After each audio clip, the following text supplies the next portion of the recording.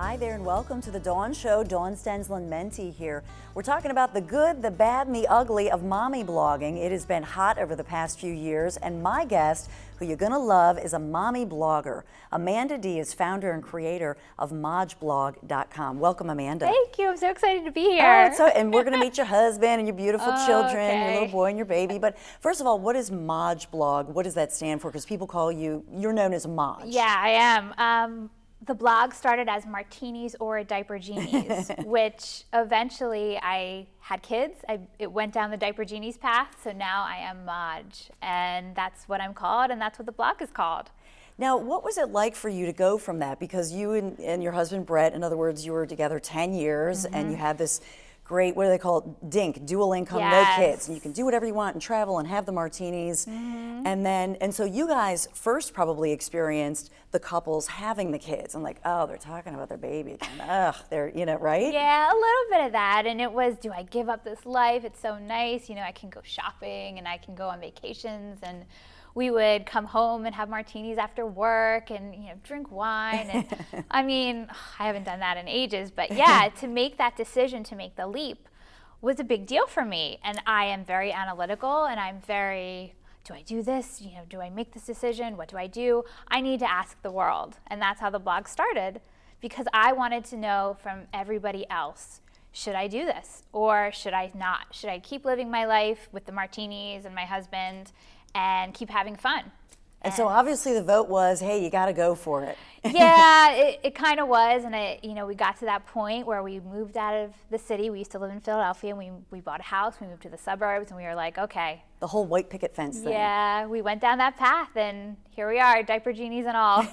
No more martinis, right? Yeah, not for a while. So what are some of the funniest blogs? Because I know there's a lot of humor on there too. Yeah, my tone is pretty sarcastic.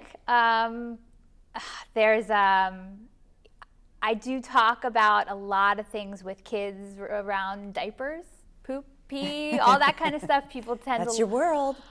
It is my world.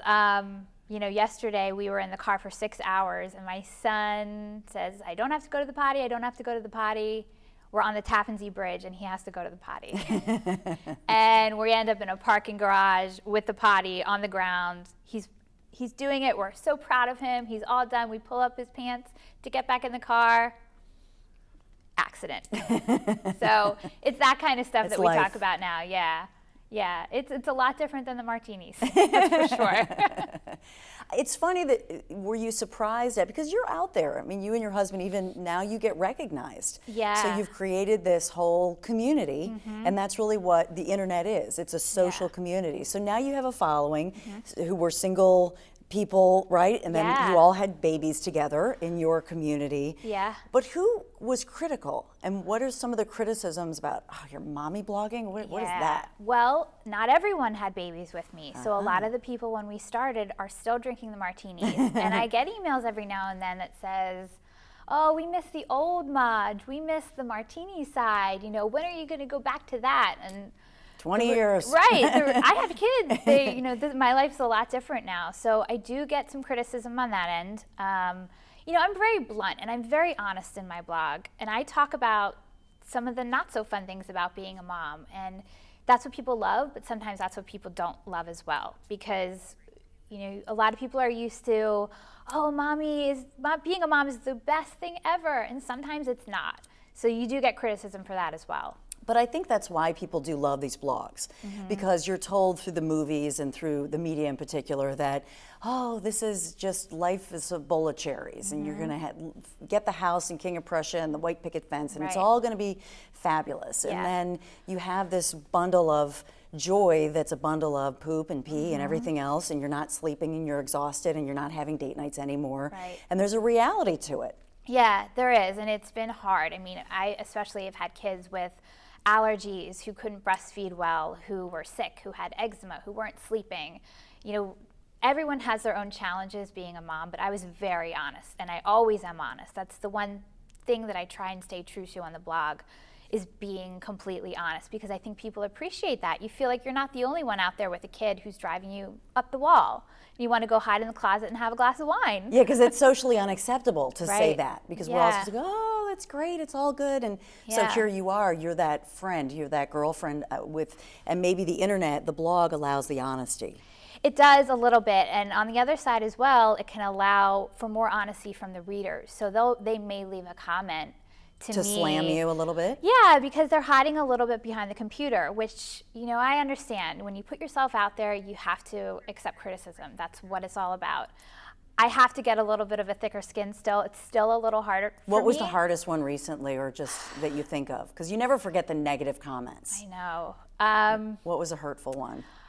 It's hurtful when people criticize the avenue that I'm taking with breastfeeding. I am a breastfeeding advocate. I'm Me too. still breastfeeding my Good for daughter. you. She's 8 months old, and she's sick. I wouldn't say sick, but she has a tough time nursing. She has tongue tie. I can't eat a lot of foods, and a lot of people think that I should stop breastfeeding, and they think that I'm doing it for the wrong reasons, and so that's hard for me because I want to encourage others to breastfeed as well. But those comments can be a little hurtful. Yeah, I got that too, because my husband finally said, hey, when they say, hey, Ma, where's lunch? Then you Yeah. got to stop it. I'm just kidding. But David was almost 2 when I stopped. I mean, but there are studies. There was a recent study that was published actually in one of the medical journals that said breastfed children actually have higher IQs. Yeah. And there are all those studies. And it saves you a minimum of $5 to $6 grand a year in formula. Yeah. So it's a savings, and there's no China gluten or whatever's going on, whatever the additives. You don't have to worry about all that stuff. Yeah, and I am perfectly okay with formula feeding moms. My best friend feeds her kid formula, and she never wanted to breastfeed, and I have no problem with that. But for me, breastfeeding is important for my children, and I just want people to respect the choices that we make, whether it's formula or breastfeeding. Right. No one should care how we feed our babies. Right. As long as they're being fed. But they were judging you. Yeah, so yeah. Don't judge a mom. Right.